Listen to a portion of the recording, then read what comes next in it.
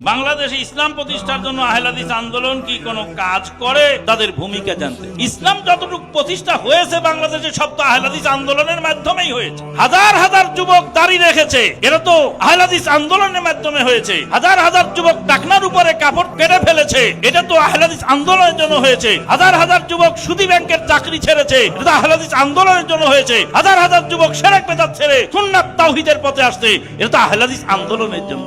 আপনি যদি মনে করেন ক্ষমতা দখলের নাম ইসলাম প্রতিষ্ঠা করা, তা নয়। আপনার 3.5 হাত বডির উপর ক্ষমতা, আপনার 3.5 হাত বডির উপর ইসলাম কায়েম করেন না কেন? আল্লাহ বলেন কু আনফুসাকুম, তুমি আগে বাঁচো, ওয়া আহলিকুম, পরিবারকে বাঁচাও। জাহান্নাম থেকে নিজে বাঁচো, পরিবারকে বাঁচাও। এই হাদিসটা, এই আয়াতটা মানে কখন? যখন নৌকা ডুবে যায়। কখন? নৌকা ডুবে গেলে তখন বলে না বাবারা সবাই ডুবে গেল, আমি একা বেঁচে থাকে কি করব?